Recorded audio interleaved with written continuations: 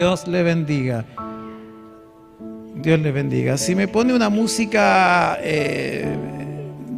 querido Fabi, para la exhortación de la palabra. Y también usted prepare su garganta luego, porque va a entender usted por qué el pastor desea adorar al Señor. Quiero decirle, querida iglesia, que en el día de hoy, hace 2026 años, más o menos, porque el calendario gregoriano tiene un desfase de 4 años. Entonces, más o menos 2026 años atrás, un día como hoy, Jesús entró en Jerusalén. Y usted lee el relato en el libro de Mateo, que lo vamos a ver ahora, en el libro de Lucas, Marcos y el libro de Juan, y se conoce en el capítulo de la Biblia, en esos 4 evangelios, como la entrada triunfal en Jerusalén. El calendario judío dice, el calendario judío no es el calendario que ocupamos nosotros. En el primer mes del calendario judío, que es el mes de Aviv, no abril, Aviv, es el primer mes del año para ellos, y el primer mes del año coincide este año que partió el 2 de abril, es el primer mes del año judío. En el día 14 del mes de Aviv, Jesús fue crucificado. Se cumple la palabra profética que decía que en el primer mes del año, a los 14 días, a las 15 horas, un cordero sería degollado, y todo el relato que dice luego el profeta Isaías. Pero lo que quiero puntualizar frente a usted es que cuando la Biblia explica que ocurre esto de acuerdo a lo que había sido señalado por el profeta, dice la palabra que en un día como hoy, días antes de que Jesucristo fuese crucificado, coincidía en el calendario judío lo que conocían ellos como la fiesta de la Pascua. ¿Y qué coincidía esto? El pueblo judío celebraba cuando habían sido liberados desde la esclavitud de Egipto. Por tanto, esta semana es semana de celebración para el pueblo judío, y ellos hacen esta fiesta de la Pascua donde recuerdan que fueron 400 años esclavos en Egipto, y vino Moisés y los sacó de allí y los trajo a la tierra prometida. Entonces Pascua significa liberación. Salimos de allá, de Egipto, siendo esclavos, hemos sido traídos a la tierra de la Palestina y ahora acá somos libres. Y esa era la fiesta que ellos celebraban. Pero hace 2025, 26 años atrás más o menos, en un día como hoy, dice que Jesús fue a Jerusalén. Le puedo asegurar que en esta misma hora, en Santiago, en todas las ciudades del país, seguramente en muchas ciudades del mundo, a esta misma hora, hay gente que anda con unos ramitos en la mano. ¿Se ha fijado? Porque para efectos nuestros, mundo occidental, le llaman el Día de Ramos, Domingo de Ramos, ¿cierto? Y seguramente usted va a encontrar gente que estuvo fuera de las iglesias y estaban vendiendo ramitas. Y la gente compra esas ramitas y entra a la iglesia a la misa, ¿cierto? Para que el sacerdote las bendiga, las unja. Y mucha gente tiene la costumbre de que una vez que tiene esas ramitas ungidas, las pone en la casa, colgadas en algún lugar, como para que la casa sea bendecida. Es una tradición, usted conoce, ¿verdad? Domingo de Ramos es el domingo anterior a la fecha en que Jesús fue crucificado y toda la crucifixión y muerte de Jesucristo. Entonces, usted dirá, pero ¿y por qué nosotros estamos aquí hoy día hablando de esto? Vaya a su Biblia, al libro de Mateo, al capítulo 21, y querría yo puntualizarle algunas cosas de lo que la palabra enseña sobre esta materia. ¿Qué implica la entrada de Jesús a Jerusalén? Fíjese que hay mucha gente que el Domingo de Ramos se acuerda de Dios y viene a celebrarlo. Y es curioso que hay mucha gente que solamente el Domingo de Ramos va a la iglesia y se acuerda que Dios algo hizo a través de Jesucristo y lleva su ramita. Y dice la palabra que la celebración de Jesús en Jerusalén, cuando Él entró a Jerusalén, es una representación de cuando Jesús venga por segunda vez y cómo se le va a recibir. Por eso que del Evangelio, los 4 Evangelios, este relato lo ponen con un título, dice: la entrada triunfal en Jerusalén. Una forma simbólica de decir la vuelta victoriosa o la entrada victoriosa de Jesús en su segunda vez cuando venga por su iglesia. Entonces la representación no tiene que ver con lo que haya pasado ese domingo de manera tangible, sino que está hablando de cómo será cuando Cristo venga por segunda vez por su iglesia y cómo se le ha de recibir en aquel momento. Y una primera cosa querría que usted observe conmigo, capítulo Mateo 21:1 dice: cuando se acercaron a Jerusalén, Jesús con sus discípulos, cuando se acercaron a Jerusalén. ¿Cuál es la ciudad a donde se estaban acercando? A Jerusalén. No fue a Nazaret, no fue a Belén, no fue a Galilea, ni siquiera fue a Capernaum, donde Jesús hizo todo su ministerio. Dice que cuando se acercaron a Jerusalén, es decir, cuando se acercaron a la casa de Dios, al lugar de Dios, a la presencia de Dios. Iglesia amada, en el templo, ¿de dónde? De Jerusalén.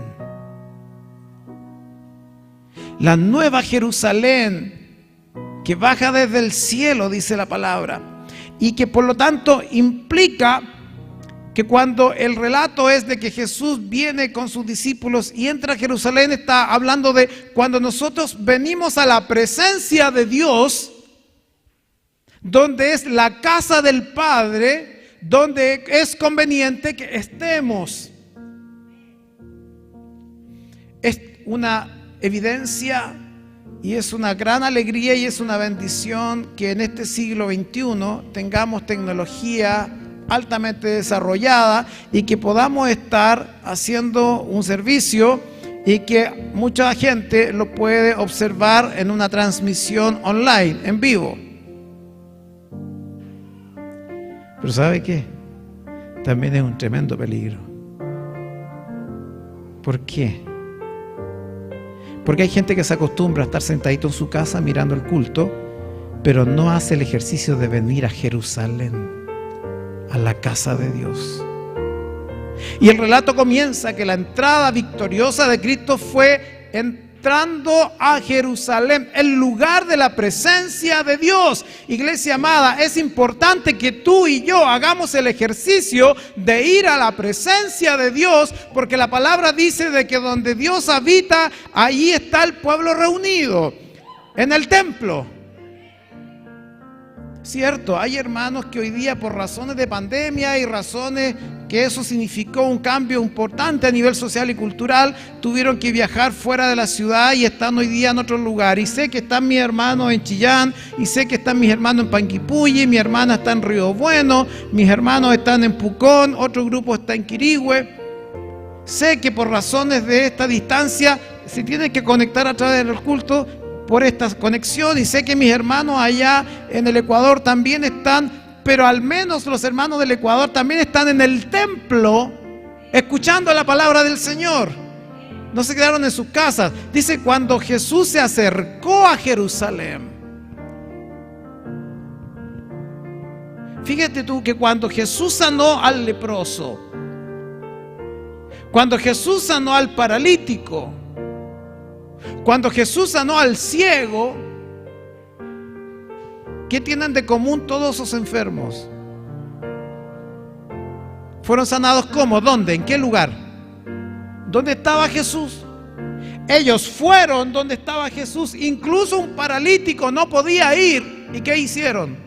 Los amigos lo llevaron porque él no se podía desplazar. Y dice que los amigos lo llevaron a donde estaba el propio Jesús. Hay un ejercicio de ir a la casa de Dios. Hay un ejercicio de esfuerzo personal por ir a la casa de Dios. Iglesia amada, si tú estás aquí en Santiago, no te quedes en tu casa, ven al templo. Tienes que hacer el ejercicio de ir. La casa de Dios es un lugar especial. Dice la palabra que hay un salmo incluso dedicado a esto. Dice de que la ciudad de Jerusalén, una ciudad fuerte y amurallada, y dice que era conveniente estar dentro de los muros de la nueva Jerusalén. Hoy día el pueblo judío tiene una parte del muro, y hoy cuando usted va a Jerusalén se da cuenta que los judíos se acuerdan de eso y van al muro de los lamentos y tocan el muro y ahí se quedan, porque ellos reconocen que les convenía estar en Jerusalén, en la presencia de Dios. La entrada victoriosa de Jesús no es en cualquier lugar. La entrada victoriosa de Jesús, la entrada triunfal de Jesús no ocurre en cualquier lugar. Ocurre en el lugar que Él estableció. La iglesia es la agencia del reino de los cielos. ¿Me entiende lo que digo? La iglesia es la agencia del reino de los cielos. La iglesia no es cualquier cosa. Es el lugar por el cual el Señor viene. La iglesia es la esposa del Cordero, por la cual Él derramó sangre para limpieza, y Él viene por esa iglesia. Viene por ese lugar y no viene por otra cosa. Una segunda razón que le quería comentar de este Domingo de Ramos. Mire que no solamente Jesús se acercó a Jerusalén. Si usted observa en el capítulo 21 y en el versículo número 8 y 9, dice: y la multitud, que era muy numerosa, tendía sus mantos en el camino, y otros cortaban ramas de los árboles y las tendían en el camino. De ahí viene la tradición de las ramas, ¿no?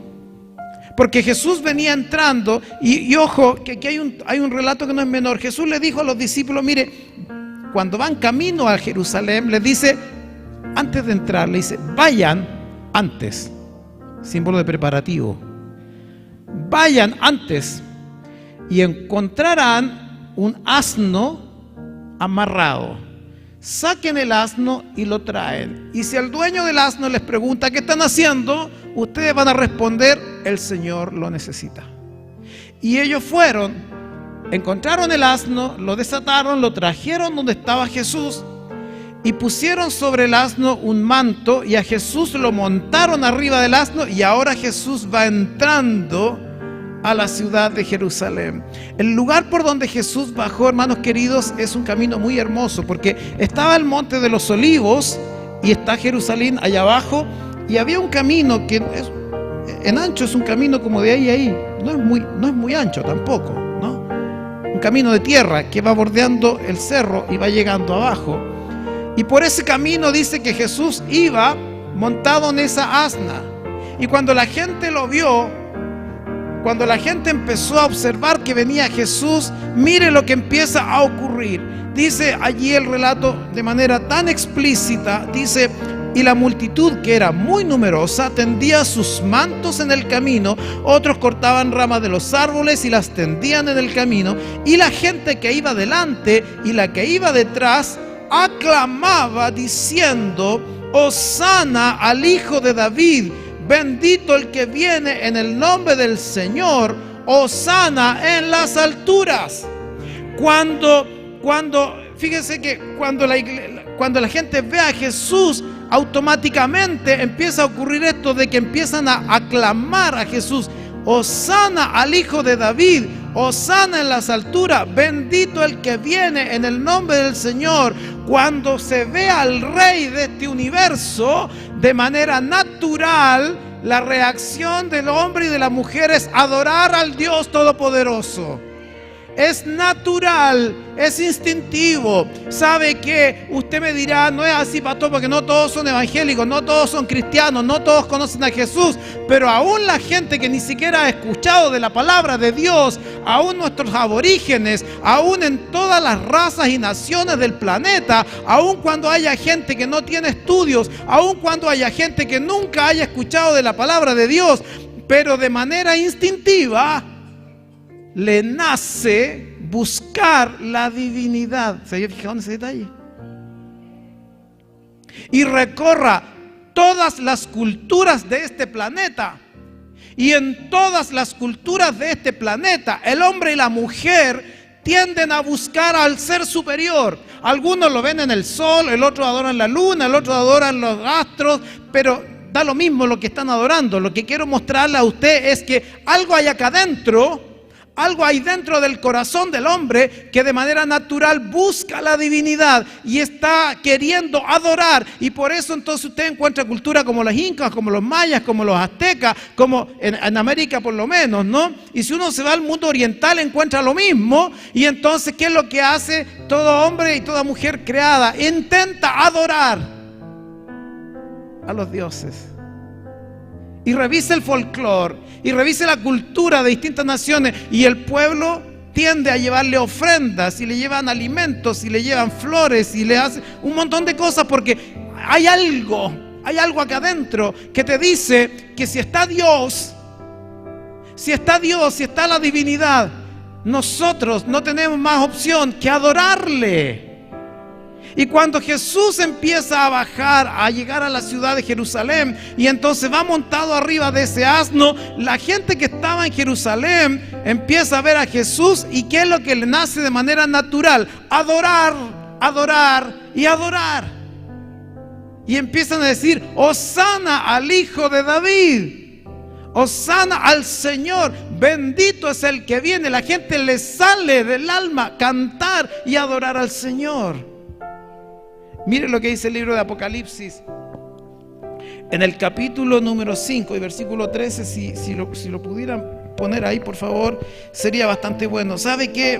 Es tendencia natural buscar al Creador. Dice: y a todo lo creado que está en el cielo, sobre la tierra y debajo de la tierra, el mar y a todas las cosas que en ellos hay, oí decir al que está sentado en el trono y al Cordero, sea la alabanza, la honra, la gloria y el poder por los siglos de los siglos. Es decir, todo lo creado a una canta al Señor. Todo lo creado, aún el universo, toda criatura, la reacción natural y normal es adorar al que creó. Y eso es lo que hace este pueblo judío.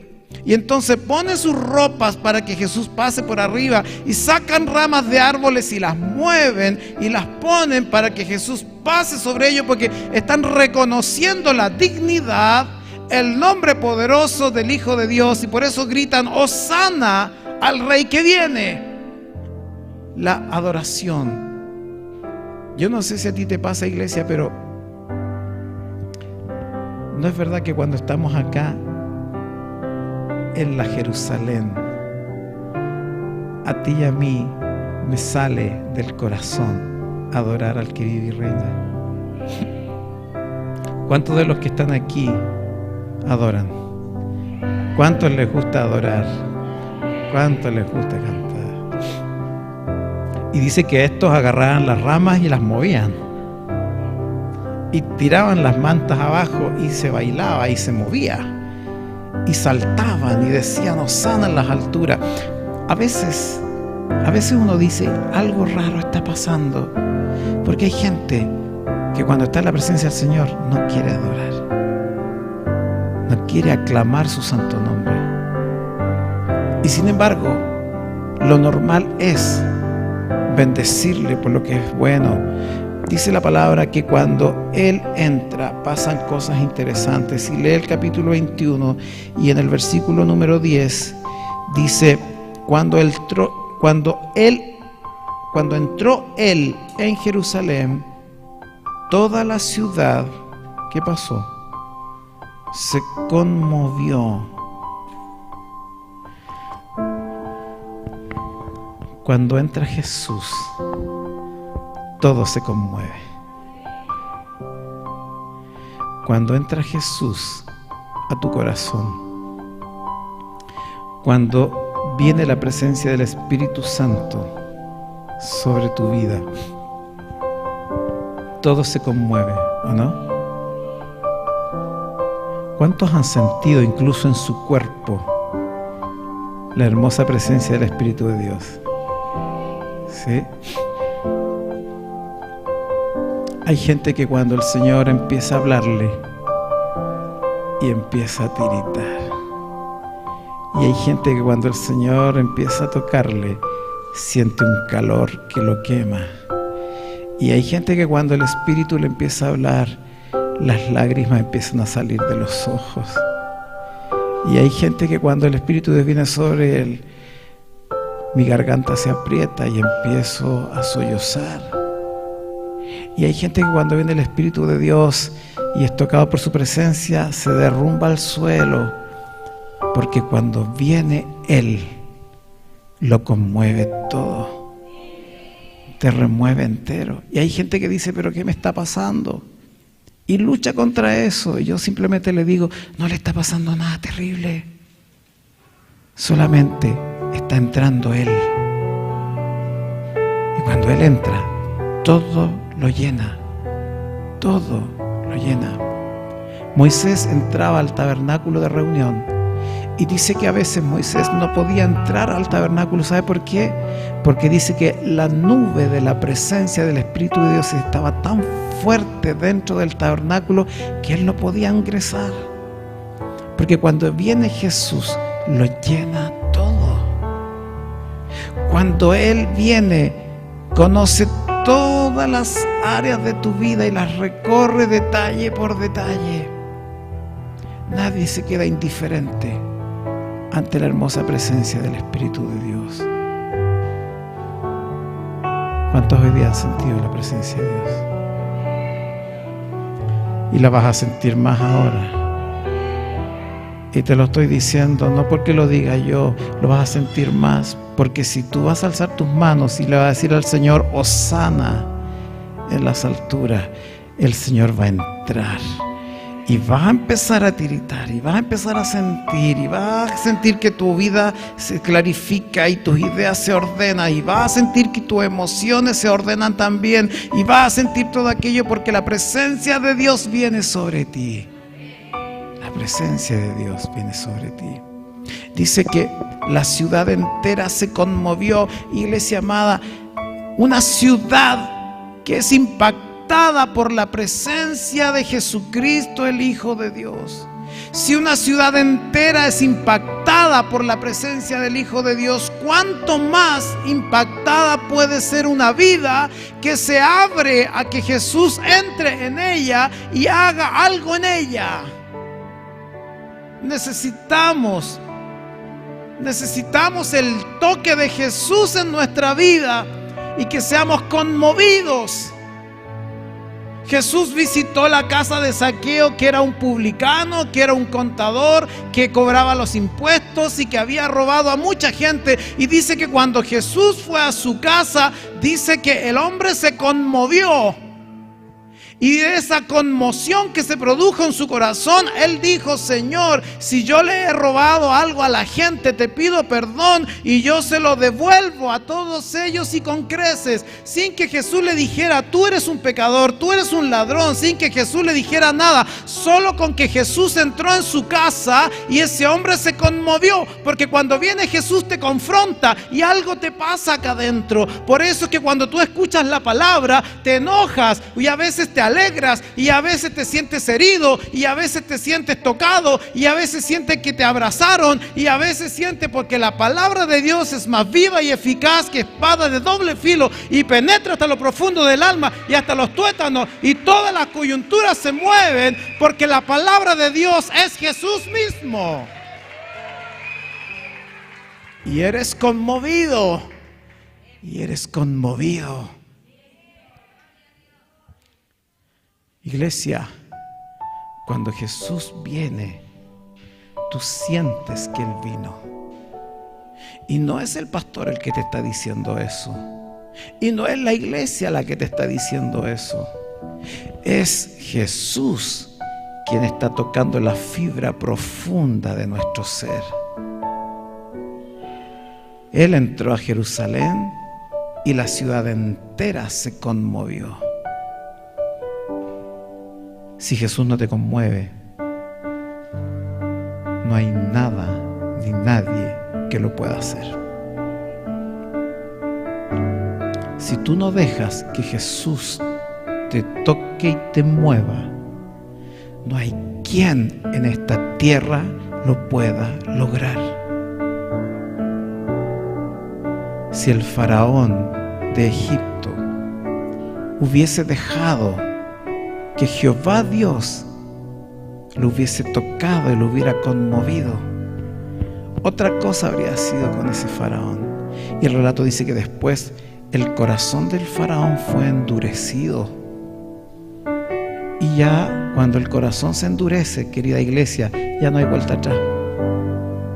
Cuando el corazón se endurece por nuestras rebeliones, por nuestras dificultades, por nuestra tosudez, cuando el corazón se endurece, no hay vuelta atrás, está todo perdido.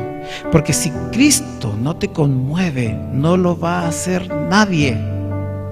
Ni tu familia, ni tus posesiones, nadie. Jesús entró en Jerusalén y la ciudad fue conmovida. Una cosa que quiero que usted observe es que cuando Jesús viene, rompe todo lo que existe. Y el versículo número 12 y 13 habla de una situación bastante particular de esta entrada triunfal de Egipto, de Jerusalén. Dice: y entró Jesús en el templo de Dios, y mire lo que hace. Y echó fuera a todos los que vendían y compraban en el templo, y volcó las mesas de los cambistas y las sillas de los que vendían palomas, y les dijo: escrito está, mi casa, casa de oración será llamada, mas vosotros la habéis hecho cueva de ladrones. Cuando Jesús viene, conmueve tu corazón, y lo que primero hace es poner orden en lo que está desordenado.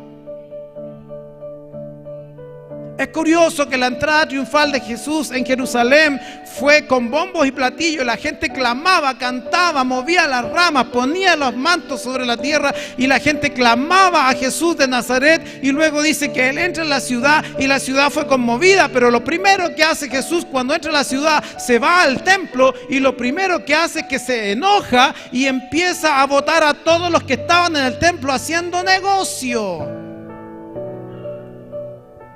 Porque lo que Jesús está queriendo decir, iglesia, que cuando Él viene, las cosas que tienen que ver con Él son cosas sagradas, son cosas que tienen que estar en orden, son cosas que tienen que estar de acuerdo a lo que Él señala. Y el templo de Jerusalén se había convertido en un mercado. Qué triste que Jesús tenga que decir: mi casa es casa de oración, y ustedes la convirtieron en una cueva de ladrones. Dígame si no tengo razón. En este país y en todos los países de Latinoamérica se hace una festividad religiosa, y es más la gente que está afuera vendiendo y comprando ropa, comiendo cosas, y qué sé yo, que los que están dentro de la misa. ¿O me equivoco? Vaya usted aquí a Pelequén, vaya aquí yendo para Valparaíso, ¿cómo se llama? A Los Vázquez. Vaya a Andacollo en el sur, vaya a La Serena, y en todas esas festividades religiosas, poca gente entra a la misa. Pero afuera de la iglesia está lleno de vendedores, y usted compra de un cuanto hay. Debo decirle que eso no es tema de ahora nomás. Jesús iba a Jerusalén y fue al templo, y adivinen qué encontró. Los que vendían las ovejas, los que vendían las palomas, los que lo contaban, los que juntaban la plata, los que vendían algo para el sol, los que vendían algo para la bebida, había de todo. Y es el primer evento en el que nosotros encontramos que Jesús se indignó. Y el relato ahí en el libro de Mateo está escrito de una manera más sutil, porque si usted la lee en el libro de Juan, dice que Jesús se hizo de un chicote, es un chicote, son como correas, ¿no? Látigos. Y dice que tomó esas correas, esos látigos, y empezó a pegarle a la gente, y le dio vuelta a la mesa, y sacó los corderos, y sacó las palomas, y les tiró la plata por el suelo, y los mandó a salir rápidamente del templo, porque le dice: esto es un templo, esto es casa de Dios. Cuando viene la presencia de Dios, nosotros lo recibimos felices. Pero ¿cuántas veces hemos convertido la casa de Dios en una cueva de ladrones? Estamos más preocupados de qué vamos a comer, cuánto es el desayuno, a qué hora es el almuerzo. Estamos más preocupados de si la silla está así, está allá, para acá, por otro lado. Estamos preocupados de un montón de cosas, pero no estamos preocupados del Dios de ese templo.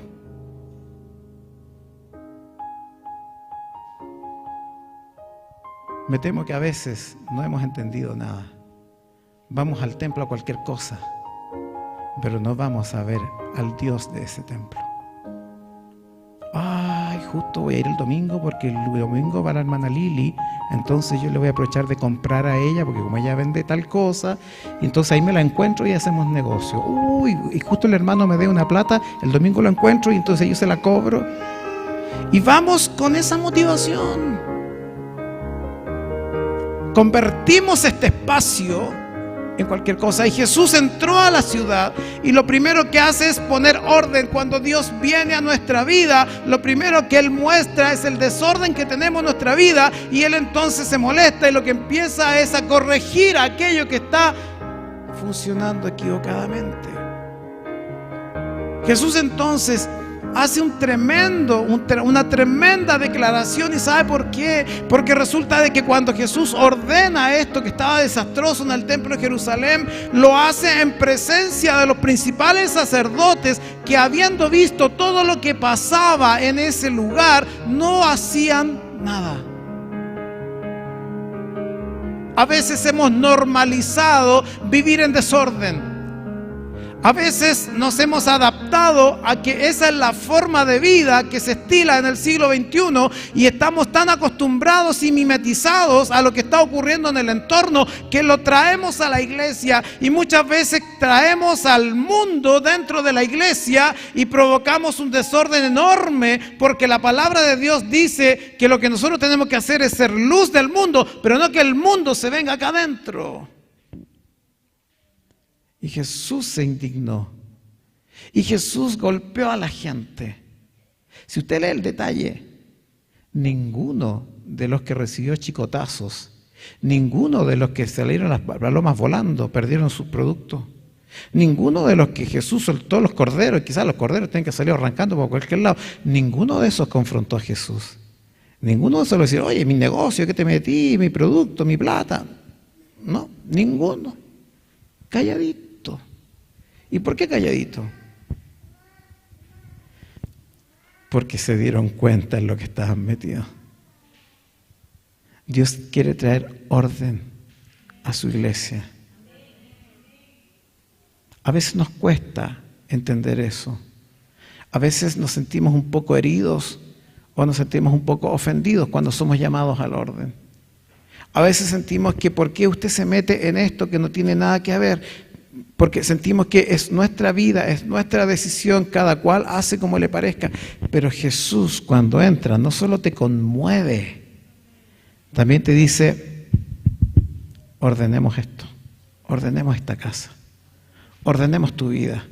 Y dice la palabra que una vez que Jesús hizo aquello, dice en el libro de Lucas, en el capítulo 19, Lucas 19, y usted ve este mismo relato allí, en el versículo 41, cuando Jesús hace todo esto, y mire lo que dice: y cuando llegó cerca de la ciudad, al verla, lloró sobre ella, diciendo: oh, si también tú conocieses, a lo menos en este tu día, lo que es para tu paz, mas ahora está encubierto de tus ojos. Cuando Jesús viene, como Él todo lo sabe, como Él todo lo conoce, dice que Jesús lloró porque cuando uno baja del Monte de los Olivos, el camino que va hacia la ciudad, hay una zona alta allí donde uno se puede parar y uno ve la ciudad, y Jesús estaba parado allí. Y cuando Jesús vio la ciudad, dice que se puso a llorar. Querida iglesia, el Hijo de Dios se puso a llorar. ¿Y por qué lloraba Jesús? Porque decía: si tú supieras, Jerusalén, lo que es para ti que yo venga hoy. Pero muchos de ustedes ni se enteran, no les importa. Pero tú supieras lo que va a pasar contigo. Jesús está diciendo, yo vine a la iglesia. Y Jesús se pone a llorar estando dentro de la iglesia y dice, si tú supieras, hermana, si tú supieras, hermano, si tú supieras, amigo, amiga, que estás aquí, que hoy día estás en un culto y está bonito y tú cantas y te sientes bacán. Pero si tú supieras que porque tú no quieres hacer, no me quieres recibir, si tú supieras lo que va a pasar contigo. Y por eso Jesús lloró. Y la otra versión relata en el libro de Marcos que Jesús dijo, ¿cuántas veces yo los quise recoger como una gallina que cubre a sus polluelos? ¿Cuántas veces en la iglesia te dije, ¿quieres aceptar a Jesús? ¿Cuántas veces en la iglesia te dije, por ahí no es, arrepiéntete? ¿Cuántas veces en el culto te dije, ven al altar a orar? Y tú no estabas ni ahí. Si tú supieras lo que te va a pasar ahora. Y por eso que Jesús lloró. Jesús no quiere que nadie vaya a destrucción. Dice la palabra que Él quiere que todos vengamos al arrepentimiento. No es porque tú estás dentro de este servicio que te vas al cielo. Hoy día en esa zona del Monte de los Olivos en Jerusalén hay una capilla que es bien chiquita y que es una capilla no muy alta y que tiene una forma curva abajo y con una puntita hacia arriba, como queriendo la arquitectura del que la diseñó quiso representar que esa pequeña capilla tuviera una forma de lágrima. Y hoy día uno se para ahí y ahí mira la ciudad, y la tradición dice que ese fue el lugar exacto donde Jesús dijo estas palabras. ¿Por qué le cuento esto? Porque tú crees que Jesús no sufre por ti. ¿Tú crees que Jesús no lloraba por ti? ¿Cuántas veces hemos provocado lágrimas en los ojos del Rey? Y nosotros seguimos ahí duros, y seguimos ahí dueños de nuestra vida, y seguimos no queriendo dar nuestro brazo a torcer. Y no nos damos cuenta que eso hace que las lágrimas del Maestro corran por sus mejillas, porque Él dice, si tú sigues así, tú no sabes lo que te viene después. Y Jesús después le dice a los discípulos, ¿cuántas veces te mandé a los profetas, a los maestros, y no los quisiste escuchar? Pero vendrá el tiempo en que de esto no quedará piedra sobre piedra. Y Jesús dijo eso un día como hoy, en esta misma hora, 70 años después que Jesús lo dijo. Eso fue destruido por completo. Y dice, voz fue oída en Ramá, Rebeca llora por sus hijos, porque vino el enemigo y asoló la ciudad, y dice, y las mujeres que estaban encintas fueron destruidas y muertas, porque no quisieron recibir al Rey de Reyes. Y cuando tú no recibes al Rey de Reyes, quedas fuera de la cobertura de Él. Y te puede pasar cualquier cosa. La gracia es que Él vino y entró en Jerusalén, y tú estabas en Jerusalén. La gracia es que Él vino y quiso poner orden. Y si tú aceptaste ese orden, tú estás con Él